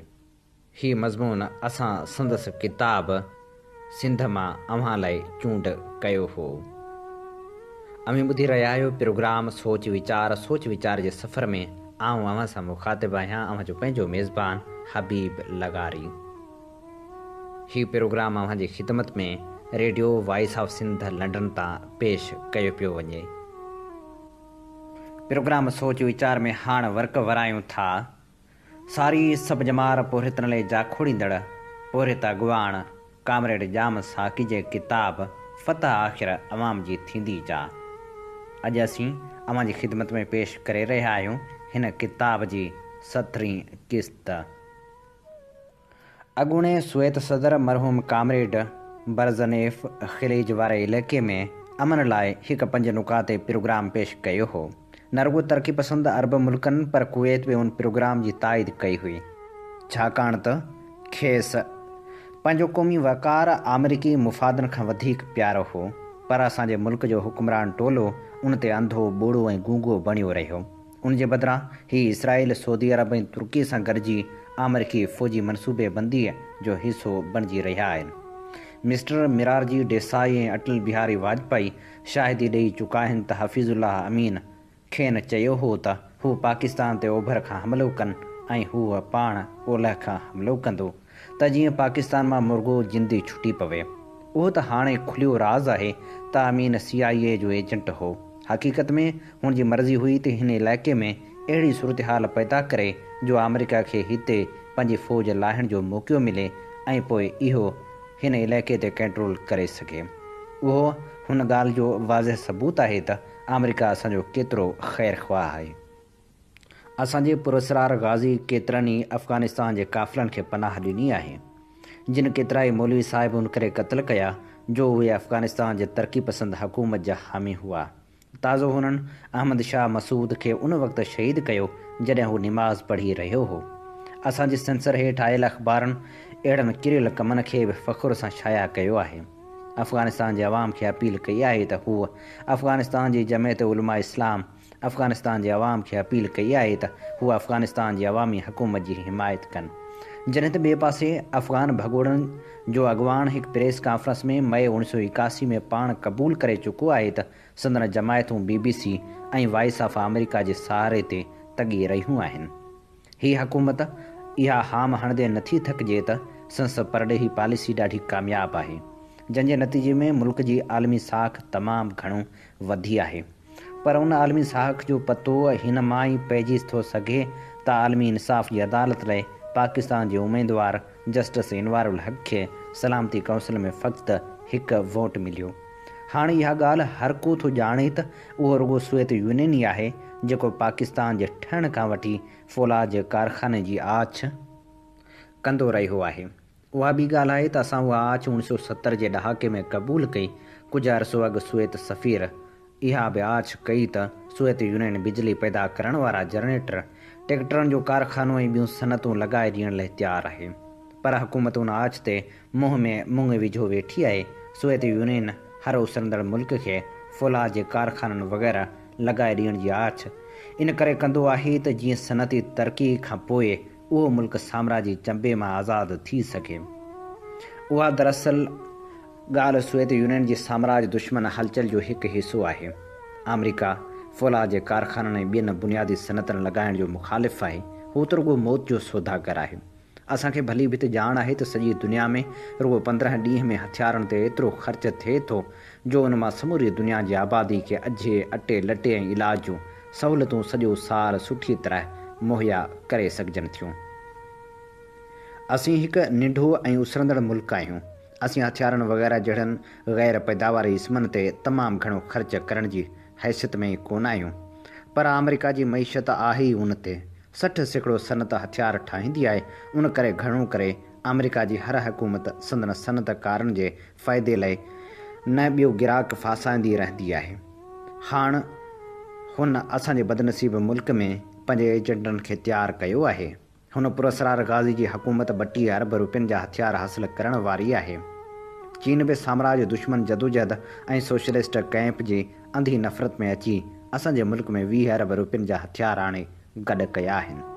हिकु न ॿिए ॾींहुं असल पुरस्कार गाज़ी पाण इहो ऐलान कंदो रहंदो आहे त खेसि हिंदुस्तान तोड़े सोवियत यूनियन ख़िलाफ़ु जंग जो को बि इरादो कोन्हे। जेकॾहिं हू वाक़ई सच थो ॻाल्हाए त खेसि हेतिरनि हथियारनि जी कहिड़ी ज़रूरत आहे, या त ही असांजे पंहिंजे मुल्क ते हमिलो तेज़ करणु थो चाहे, या ही पंहिंजे कूड़ जे रिकॉर्ड में अञा बि इज़ाफ़े करण जी कोशिश में आहे। सो हाणे उहो चिटी तरह ॾिसी सघिजे थो त ही पुरस्कार गाज़ी असांजे मुल्क खे अफ़गानिस्तान, ईरान, हिंदी वॾे समंड ऐं ख़लीज वारनि मुल्कनि ख़िलाफ़ु वाशिंगटन ऐं पेकिंग जे साज़िशनि जो अॾो थो बणाइणु चाहे। असांजी फ़ौज खे ही साम्राजनि ऐं संदन चीनी साथियुनि जो भाड़ीतो बणाए रहियो आहे। हथियारनि जो त अहिड़ो मींहुं वसी रहियो आहे ॼणु असांजो मुल्क फ़ौजी कैंप हुजे। कराक्रम वारे रस्ते खे कुशादो करे आम आमदरफ़्त लाइ बंदि कयो वियो आहे त जीअं हिकु वक़्तु चीनी हथियार हथ करे सघजनि। अफ़गान भॻोड़नि खे सिखिया ऐं हथियार ॾेई अफ़गानिस्तान ॾांहुं माणियो पियो वञे। गवादर में अमरीकियुनि खे बहरी अॾो ॾिनो वियो आहे। जासूसी वारा अवाकिस जहाज़ उभरंदे ऐं उतरे बॉर्डर ते उॾामण लाइ पर साहे रहिया आहिनि। जंहिंमां उहा चवणी सही साबित थी रही आहे त अमेरिका आख़िरी पाकिस्तानी सिपाही ताईं अफ़गानिस्तान में सोवियत यूनियन ख़िलाफ़ु जंग जारी रखंदो। समूरनि वास्तेदारनि हल्कनि खे यादि रखणु घुरिजे त पाकिस्तान जो अवाम हिन वापार में भाङे भाईवार न आहे। हू पंहिंजी आज़ादी जी हिफ़ाज़त करणु कंहिं बि वक़्तु का बि कार्रवाई करण जो हक़ महफ़ूज़ था रखनि। साईं, हिकु पासे असांजा इक़्तिसादी वसीला अमरीकी मक़सदनि लाइ ताबे कया पिया वञनि त ॿिए पासे आज़ादी खां 35 साल पोइ बि सरकार थर जे माण्हुनि लाइ पाण जो बंदोबस्तु बि न करे सघी आहे। हुकूमत उते बिजली सनतनि या रस्तनि लाइ के थोरा ॾोकड़ ख़र्च करण लाइ बि तयारु कान्हे। थर जा माण्हू मुल्क जे समूरनि माण्हुनि जे मुक़ाबले में वधीक महरूमियुनि जो शिकार आहिनि। उते न का इलाज जी सहूलियत आहे ऐं नई वरी इल्मु हासिल करण जी सहूलियत। ॻोठ में डठल स्कूल ऐं ठहियल ठुकियल थाणा सरकार जे किरदार जी अलामत बणिजी बीठा आहिनि। हुकूमत जेकॾहिं मार्शल लॉ रुॻो हिकु साल बि अॻु हटाए त असीं 365 करोड़ रुपया बचाए था सघूं। छाकाणि त रुॻो मार्शल लॉ जो रोज़ जो ख़र्च 1 करोड़ रुपया आहे। उन जो चोथों हिसो बि थर खे काफ़ी तरक़ी ॾेई सघे थो। जिते माण्हू ॾुकार सबबु बुख विघे मरी रहिया आहिनि, अमेरिका सां कयल हथियारनि जे सौदे जो 6% यानी 16 हिसो बि थर जे मिसकीन मारूड़नि ऐं ॿियनि मज़लूम माण्हुनि खे बुख मरण खां बचाए सघे थो। सो न रुॻो थर जी पर समूरे मुल्क जे मिसकीननि ऐं पोरितनि जो मुफ़ाद साम्राज दुश्मन जदोजहद सां लाॻापियलु आहे। मुंहिंजे खुफ़िया फ़ौजी अज़ितगाह में क़ैद दौरान हिकु फ़ौजी ऑफिसर ॿुधायो हो त हुकूमत थर में असांजी मक़बूलियत खां बाख़बर आहे ऐं उन अॻियां मज़बूत बंदि ॿधंदी। हुननि खे उहो सम्झण में अञा अरसो लॻंदो त अहिड़ो बंदि ॿधण लाइ हुकूमत खे उहे ई साम्राज दुश्मन उपाउ वठणा पवंदा जिन जो असीं मुतालबो कंदा आया आहियूं। हुननि खे उहो सम्झण में बि अञा अरसो लॻंदो त असांजी मक़बूलियत जो कारण गुरबत ख़िलाफ़ु असांजी अणथक जदोजहद ऐं सरकार जा असांजे ख़िलाफ़ु खयल कात कुहाड़ा आहे। उहे मजबूरियूं आहिनि जेके अज़ीम सुरमनि में निजात जी अज़ीम तरास पैदा कंदियूं आहिनि। उहे पाकिस्तान जा आम माण्हू हुआ जिन अंग्रेज़ साम्राज ख़िलाफ़ु जदोजहद कई हुई। पुरस्कार गाज़ी ऐं संस पुराणा साथी उन महिल अंग्रेज़नि जे तरफ़ हुआ। उहे अंग्रेज़नि जी फ़ौज जा ऑफिसर हुआ। उन ॻाल्हि ते शर्मसार थियण बदिरां हीअ मुर्गो गुस्ताख़ थी पियो आहे। 1.5 साल खनि अॻु जॾहिं हीअ तुर्की वियो ऐं उतां जे पुरस्कार गाज़ी सां मिलियो हो तॾहिं हुन हिकु प्रेस कॉन्फ्रेंस बि कोठाई हुई जंहिंमें चयो हुआईं त आउं तेसिताईं मुल्क में चूंडूं कोन कराईंदुसि जेसिताईं मुल्क जे माण्हुनि जो होश ठिकाणे न ईंदो।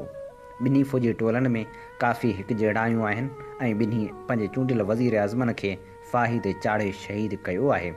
बहरहाल हाणे जॾहिं ही पाकिस्तान जी अवाम ख़िलाफ़ु धिकार जो इज़हार करण में का बि हॿक महसूसु नथो करे तॾहिं माण्हू उन जो मुंहंतोड़ जवाबु छो न ॾींदा। पाकिस्तान जे अवाम गुज़िरियल साल पंहिंजी आज़ादी वारो ॾींहुं धाम धूम सां मल्हायो, पर पुरस्कार गाज़ी उहो वज हथां न वञायो ऐं यकदम दावा कयाईं त माण्हुनि संस पॉलिसियुनि जी मंज़ूरी ॾिनी आहे। जेतोणीकि वतन सां मुहबत जे इज़हार जी माना ऐं वतन खे बर्बादु कंदड़ ख़िलाफ़ु नामंज़ूरी जो ऐलान आहे। हीअ हुकूमत दुनिया जे आॾो असांजी अवाम जो ग़लति नक्शो पेश कंदी आहे। हिकु भेरो पुरस्कार गाज़ी ऐलान कयो त जीअं त आगा शाही लाहौर ऐं कराची में गॾिजाणियुनि खे ख़िताब करण में कामयाबु थियो आहे, इन मां इहो साबित थो थिए त अवाम हुन जे पॉलिसियुनि खे पसंदि थो करे। जेतोणीकि उहे मख़सूस ऐं महदूद गॾिजाणियूं हुयूं ऐं उन्हनि में हिकु ख़ासि नज़रिए वारनि थोरनि माण्हुनि खे घुरायो वियो हो। पोइ बि जेकॾहिं उहा ई कसवटी आहे त आउं त तमामु वॾे एतबार सां ऐलान थो करियां त मुंहिंजो नज़रियो घणो मक़बूल आहे, छाकाणि त जॾहिं 2 अप्रैल 1979 ते मूंखे लाहौर हाईकोर्ट में पेश कयो वियो हो, तॾहिं मथे ज़िक्र कयल ॿिन्ही मीटिंगनि खां ॿीणा माण्हू न रुॻो हुते मौजूदु हुआ, पर उहे ज़ोर शोर सां नारा हणी रहिया हुआ। बहरहाल, जेकॾहिं को संजीदगी सां उहो ॼाणणु थो चाहे त पाकिस्तान जे अवाम खे कहिड़ी पॉलिसी पसंदि आहे, त आउं उनजो चिटो मिसाल ॾेई सघां थो। काबतुल्लाह वारे हादिसे दौरान असांजी अवाम पंहिंजे उमंगनि जो साफ़ इज़हार कयो आहे। जीअं ई उहा ख़बर पखड़ी त माण्हू मुल्क जी कुंड कुड़िछ में निकिरी आया ऐं रस्तनि ते मार्च करणु लॻा। हिते अमेरिका जे छाड़ती हुकूमत हुअण जे बावजूदु माण्हुनि अमेरिकी साम्राज ख़िलाफ़ उभ ॾारींदड़ नारा हंया ऐं अमेरिकी मर्कज़नि ॾांहुं वधणु लॻा। न रुॻो माण्हू इस्लामाबाद में अमेरिकी सिफ़ारतखानो साड़ियो, पर पेशावर, लाहौर, कोयटा, कराची ऐं हैदराबाद में बि पंहिंजे लेखे उहो ई कमु करण जी कोशिशि कयाऊं। उहो हिन हुकूमत जी साम्राज नवाज़ पॉलिसी ख़िलाफ़ बेएतमादी जो इज़हार ऐं वतन दोस्ती वारे पंहिंजी परॾेही पॉलिसी जो ऐलान हो। उहा आवाम तरफ़ां जनरल ज़िया खे सियासी शिकस्त ॾिनी वई हुई। उहो आवाम जी ख़्याली ऐं अमल जी हिकु जहिड़ाई पाकिस्तान खे ठाहियो हो ऐं उहा ई मुल्क खे क़ाइमु रखी सघे थी। सो जेकॾहिं अमरीकी छाड़तनि खे को ज़रो बि हया हुजे त आवाम जे जलावतन करण वारे अमली कार्रवाई खां अॻु ई असांजे वतन जी जिंद छॾे वञी अमेरिका जा वण वसाइण घुरिजनि। पुरअसरार गाज़ी रेडियो, टेलीविज़न, अख़बारनि ऐं रिसालनि समेत नशर व अशायत जा सभु वसीला पंहिंजे ऐं ॿिनि अमरीकी एजेंटनि जी मशहूरी लाइ इस्तेमालु करे रहियो आहे। पर खेसि इहा बि ख़बर आहे त आवाम हुन खे ऐं हुन जे अमरीकी आकाउनि खे कॾहिं बि क़बूल कोन कंदो। सो हुन सॼे मुल्क में सख़्तु सेंसरशिप लागू करे छॾी आहे। खेसि परोड़ आहे त जेकॾहिं सेंसरशिप हटाई वई ऐं सच जूं कुझु सीटूं बि अख़बारनि या रिसालनि में अचणु शुरू थियूं त हुनजो समूरो हथनाथ हवा थी वेंदो। उहो ईअं वाव थी वेंदो जीअं रोशनी जे निढड़े किरणे अचण सां बि ऊंदाही खे हटणो पवंदो आहे। वक़्त के कमज़ोर ऐं अहमक हुकूमतूं ई हिन वहम हेठि रहंदियूं आहिनि त हू को सच खे लिकाए ठगी खे जारी रखी थियूं सघनि। उहे जेके जहाल जी ऊंदाही जे आधार ते कुर्सी ते कब्ज़ो कनि था, से मुल्क ऐं अवाम जा वेरी थी था सघनि। अॼुकल्ह असांजे मुल्क में 15 खां 30 हज़ार सिपाही क़ैदी आहिनि। उन्हनि मिड़नी जो ॾोह पंहिंजे वतन सां प्यारु करणु आहे। हिकु अंग्रेज़ मुफ़कर परख जो कौल आहे त जेतिरो कंहिं मुल्क जा माण्हू आज़ादु हूंदा, ओतिरो ई उहो मुल्क आज़ादु हूंदो। सो असांखे ख़बर आहे त हिन घुट ऐं ॿुसड़ जो कारण अमेरिका जी ज़ेर दस्ती आहे। हीअ हुकूमत चादर ऐं चौदीवारी जे तहफ़ुज़ जा वॾा वाक ॾेई रही आहे, पर औरतूं जेके असांजी आबादी जो अधु हिसो आहिनि, उन सां संस सलूक इम्तियाज़ी आहे। मुल्क जी कुंड कुड़िछ में ॿारनि जी संभाल, घरनि ऐं बालगनि जी तालीम जे मर्कज़नि बदिरां उहो ॾिसी अंदरि थो खामे त हर जॻह ते फ़ौजी कोर्टूं ऐं थाणा खुलिया पिया आहिनि। औरतुनि लाइ रोज़गार जा नवां मौक़ा मुहैया करण बदिरां हीअ अॻे मौजूदु अंधा मंडा रस्ता बंदि करे रहिया आहिनि। औरतुनि खे बि फटका हया पिया वञनि। रांदीगर औरतुनि खे एशिया वारनि रांदियुनि में शिरकत करणु कान ॾिनी वई। के वॾा टोपला हथ धोई औरतुनि खे तहफ़ुज़ ॾींदड़ कानूननि जे पुठियां पइजी विया आहिनि, जेके औरतुनि ऐं ॿियनि तरक़ी पसंदि जमायतनि जी वॾी जाखोड़ खां पोइ लागू थिया हुआ। हिदायतूं जारी कयूं पियूं वञनि त टेलीविज़न तां औरतुनि जा चेहरा घटि में घटि नज़र अचणु घुरिजनि। रुॻो पुरअसरार गाज़ी मियां तुफ़ैल जा चेहरा ॾेखारण जी हिमत अफ़ज़ाई कई पई वञे। उहे पाण ई को पंहिंजनि तस्वीरनि मां मज़ो वठनि त ख़बर कान्हे, बाक़ी माण्हू त हुननि जे मुबारक ऐं मन मोहींदड़ मुहांडनि खां बेज़ार आहिनि। हीअ हुकूमत रुॻो सच जी न पर हुसन जी बि दुश्मन आहे। अॻे हर हुक्मरान हल्को पंहिंजे हर मुखालिफ़ ते कम्युनिस्ट हुअण जो इल्ज़ाम हणी खेसि तंग कंदो हो, पर हाणे ताक़त जो तवाज़न तब्दील थियण जे करे हुकूमत उहा हक़ीक़त लिकाइण जी कोशिशि करे रही आहे त मां कम्युनिस्ट आहियां। उन जे बदिरां उहो इल्ज़ाम हणी रही आहे त असां मुख़्तलिफ़ सूबनि में मुनाफ़िरत था फहिलायूं। दर हक़ीक़त पुरअसरार गाज़ी ऐं संस साथी सफ़ा साञा वञाए चुका आहिनि। न त उहो त सवलाई सां सम्झी सघनि था त हिकु कम्युनिस्ट जेको सॼी दुनिया जा मज़दूर हिकु थी वञो जो अलम बरदार हुजे, सो सूबाई मुनाफ़िरत फहिलाए नथो सघे। जीअं आउं अॻे ई पंहिंजे सुप्रीम कोर्ट वारे बयान में सूबाइत बाबति चई चुको आहियां त आउं उन वक़्त खां पोरियत आहियां जॾहिं ॾाढो आदम पोरियो कंदो हो ऐं ॾाढी हवा चरखो कतींदी हुई। यानी आद जुगाद खां आउं गुज़िरियल 5000 सालनि खां सिंधी, 500 सालनि खां मुस्लमान ऐं 28 सालनि खां पाकिस्तानी आहियां। हाणे उहा ॻाल्हि आउं कोरट ते थो छॾियां त उहा फ़ैसिलो करे त मुंहिंजी वफ़ादारी केॾांहुं आहे। हीअ असीं अव्हांजी ख़िदमत में पेश करे रहिया हुआसीं पोरितनि लाइ जाखोड़ींदड़ कामरेड जाम साकी जे किताब फ़तह आख़िर अवाम जी थींदी मां 17वीं क़िस्त। अव्हीं ॿुधी रहिया आहियो radio voice of Sindh London ऐं अव्हांजी ख़िदमत में प्रोग्राम पेश कयो पियो वञे सोच वीचार। सोच वीचार जे हिन सफ़र में आउं अव्हां सां मुख़ातिब आहियां, अव्हांजो पंहिंजो मेज़बान Habib Lagari. Radio voice of Sindh London ऐं voice of Sindh London television Sindh जे तर्जुमान वारो किरदारु अदा करे रहिया आहिनि, जितां सिंध में थींदड़ हर बेवाजिबी ऐं क़ौमी मसइलनि ते आवाज़ु उथारियो वेंदो आहे। इल्मु अदब सियासी समाजी ऐं सक़ाफ़ती सरगर्मियुनि खे असीं अवले जे बुनियाद ते नशर कंदा आहियूं। पंहिंजे क़ौमी आवाज़ खे घर घर पहुचाइण में पंहिंजो क़ौमी किरदारु अदा करियो। 24 कलाक नशर थींदड़ हिननि क़ौमी इदारनि खे अव्हांजे साथ ऐं सहकार जी ज़रूरत आहे। सुजाॻी जे हिन सफ़र में असां सां हमक़दम बणिजो। असांजा प्रोग्राम पाण बि ॿुधो ऐं पंहिंजनि दोस्तनि ताईं बि पहुचायो। यूट्यूब ऐं फेसबुक वसीले असीं पंहिंजा प्रोग्राम अव्हां ताईं पिणु पहुचाईंदा आहियूं, जंहिंजा लिंक अव्हीं शेयर करियो, पंहिंजनि दोस्तनि ताईं पहुचायो त जीअं सुजाॻी ऐं शऊर जो हीअ आवाज़ अञा वधीक सघारो बणिजी सघे।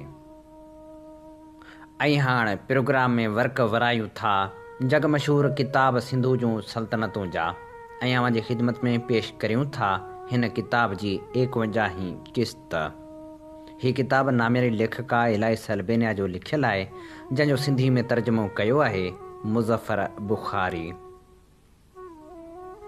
मुसलमाननि जी तबलीग जे करे कालाश क़बीले जूं क़दीम रिवायतूं बि आहिस्ते आहिस्ते ख़तमु थी रहियूं आहिनि। जन्नत जी लालच में हाणे हू मुसलमान थी रहिया आहिनि।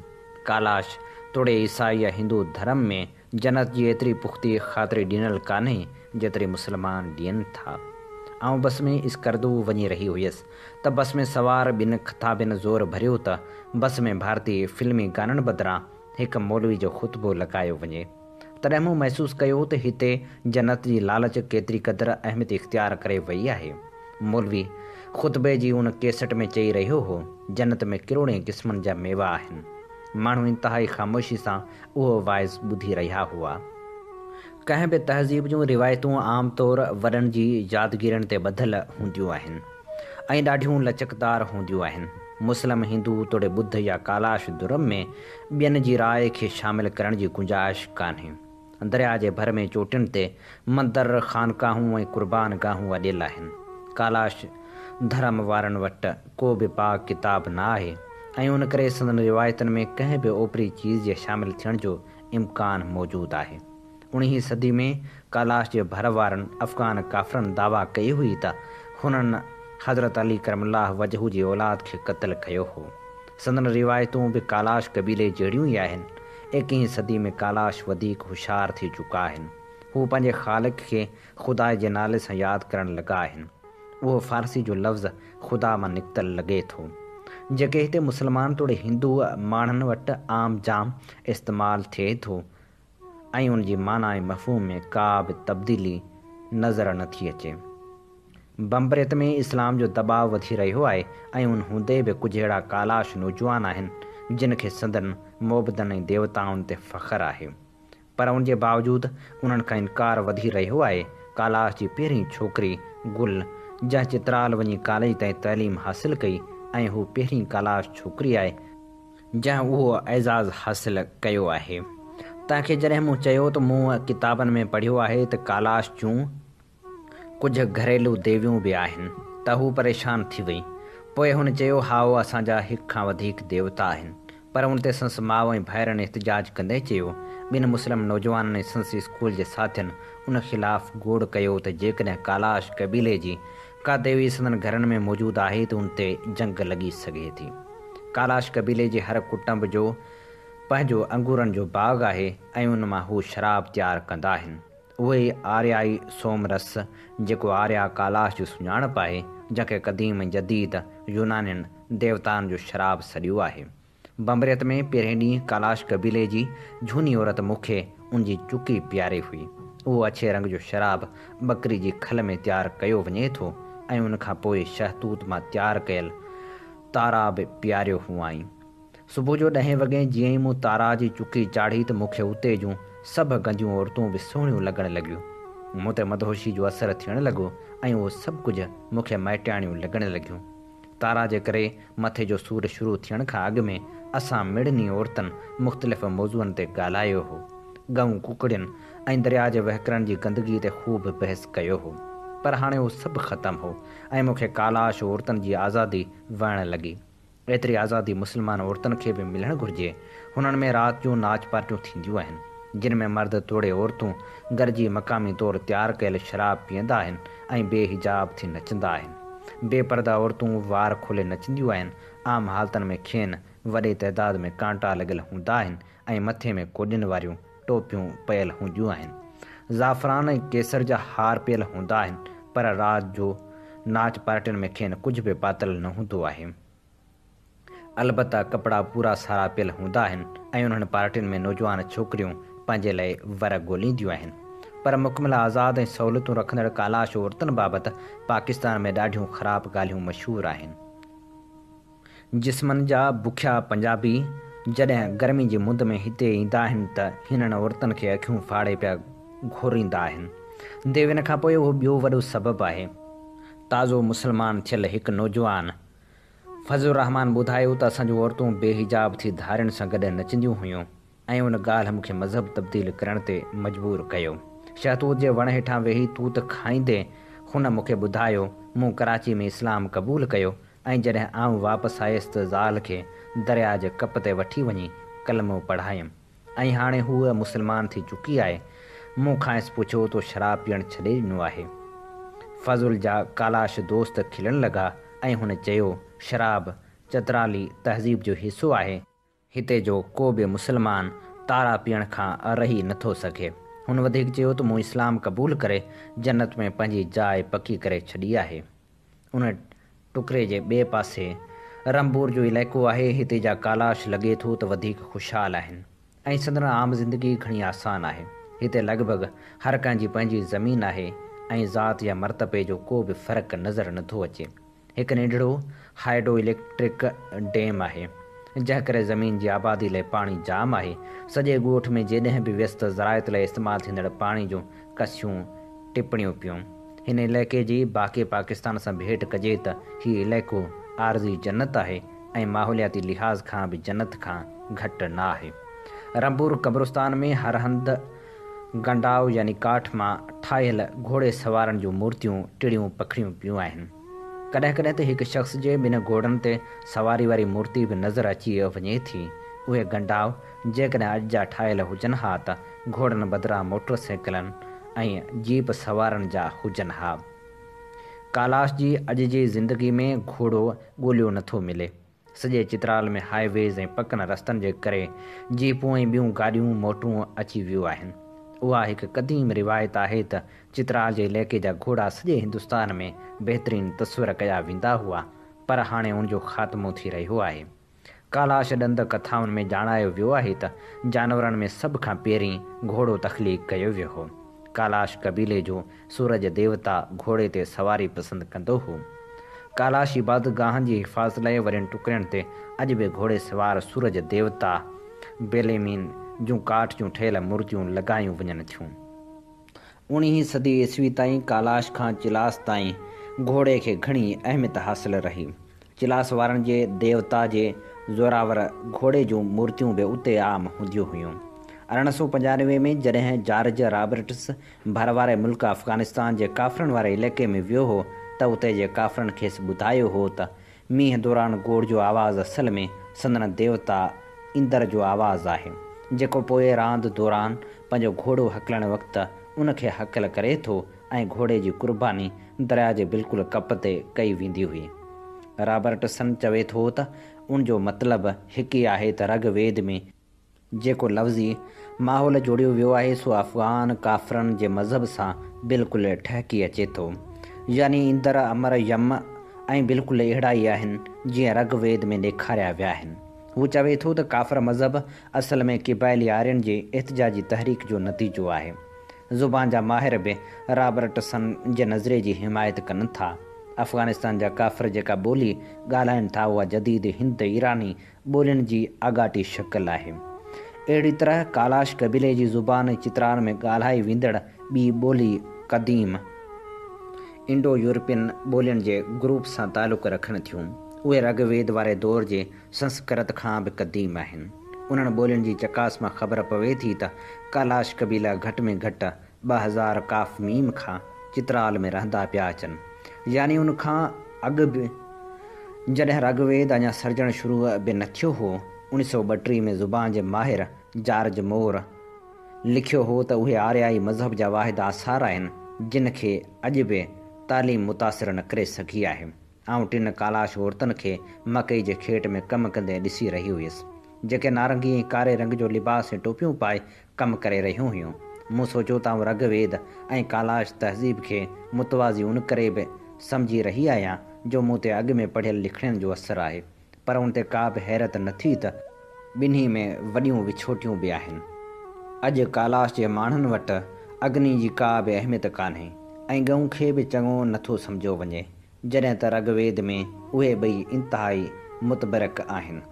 पर उहो अहसासु मुसलसल रहियो त ॿिन्ही जे विच में दरिया मर्कज़ी किरदारु आहे। जॾहिं गर्मी जी मुंदि शुरू थींदी आहे ऐं बर्फ़ ॻरणु शुरू थिए थी ऐं दरियाउनि में पाणी वधंदो रहे थो, तॾहिं कालाश औरतुनि खे मथे वादियुनि में वञण जी इजाज़त मिली वञे थी ऐं नौजवान छोकिरियूं झुंगारणु लॻनि थियूं। ए ख़ुदा बुज़ुर्ग ऐं बरतर दरियाउनि जे वहिकरनि खे मामूल ते रख, कंहिं एतिरी इजाज़त न ॾे त उहे किनारनि मथां वही बूड आणनि। लफ़्ज़ ख़ुदा मुसलमाननि खां उधारो वरितल लॻे थो, जॾहिं त बाक़ी दुआ रगवेद वारी नज़र अचे थी, यानी रगवेद में आहे तूं वहिकरनि खे ताक़त ॾींथो, तो दर ॿाॾायूं था त उन्ही ते नज़र रख, दरिया जे वहिकरे खे वधणु न ॾे, ॿोॾ खे आसानी सां गुज़ारे छॾ ए ईंदड़। रुगो हिकु सदी अॻु कालाश क़बीले जा माण्हू दरिया जे देवता बागेज खे भेटा पेश कंदा हुआ ऐं कप ते क़ुर्बानी कंदा हुआ। उन क़ुर्बानी वक़्तु जानवरनि खे साड़ियो वेंदो ऐं संदन मुंडियूं दरिया में उछलायूं वेंदियूं हुयूं। एतिरे क़दुरु जो 21वीं सदी जी इब्तिदा में बि फज़लुर रहमान पंहिंजी ज़ाल खे मुस्लमान करण लाइ दरिया जे कप जी चूंड कई हुई। उहो मुमकिन आहे त कालाश ऐं आर्यनि विच में सक़ाफ़ती या जिनियाती तालुक़ कॾहिं बि साबित न थी सघे, पर उहा हक़ीक़त आहे त ॿिन्ही माण्हुनि अञा ताईं दरिया जे कप ते आबाद थियण वारी आदत न छॾी आहे। तोड़े जो सदियूं गुज़री चुकियूं आहिनि। हिते जे माण्हुनि जे तख़्यल ते अॼु बि पाणी जो गहरो असरु आहे, बिल्कुलु ईअं जीअं रगवेद तख़लीक़ कंदड़नि ते हो। दरिया जी अहमियत सॼे चित्राल ऐं गिलगित में वाज़े नज़र अचे थी। हीअ असीं अव्हांजी ख़िदमत में पेश करे रहियासीं किताब सिंधु जूं सल्तनतूं जी 51 क़िस्त। हीअ किताब नामेरी लेखका इलाइस अलबेनिया जो लिखियलु आहे, जंहिंजो सिंधी में तर्जुमो कयो आहे मुज़फ़र बुखारी। इन ते प्रोग्राम सोच वीचार जो वक़्तु पंहिंजे पुॼाणी ते पहुचे थो। पंहिंजे मेज़बान हबीब लगारी खे इन साॻी दुआ सां ॾींदा इजाज़त। वसे भिट तुंहिंजी भलारा सदा सदा देश परदेस सारा वसन, कॾहिं सिंध सिंधी न मेरी थिए, कॾहिं मोड़ कंहिंजा न मुरझाए जन।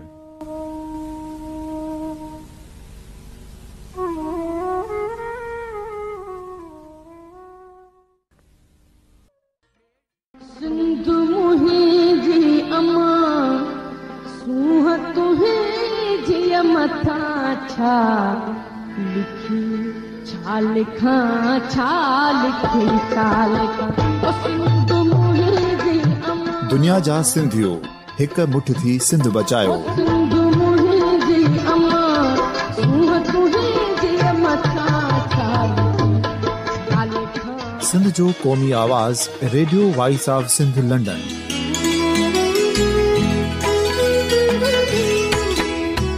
Radio voice of Sindh London पंहिंजी नशरियात में सिंध जी सियासत, समाज, इक़्तिसादियात, तारीख़, क़ौमी उमंगुनि ऐं इख़्लाक़ियात मुतलिक़ सिंध जी हक़ीक़ी तर्जुमानी कंदे प्रोग्रामनि खे असराइतो बणाइण लाइ सिंध जे घण घुरनि ऐं धरतीअ सां प्यार कंदड़ अदीबनि, दानिश्वरनि, सहाफ़ियुनि, उस्तादनि, वकीलनि ऐं हर तबिके जे मानवारनि सजणनि खे सिंध में शौरी इनकलाब लाइ सहकार जो सॾु ॾियूं था।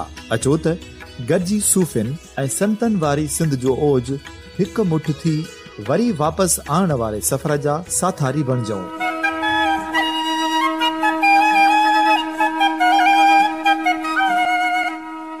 हिकु नए सुबुह जी शुरूआत जो पड़ाॾो घर घर ॻोठ ॻोठ ऐं शहर शहर ताईं पहुचायो। शाल सिंध आबाद ऐं ख़ुशहाल थिए, सिंधी माण्हू सुखियो ऐं सताबो थिए।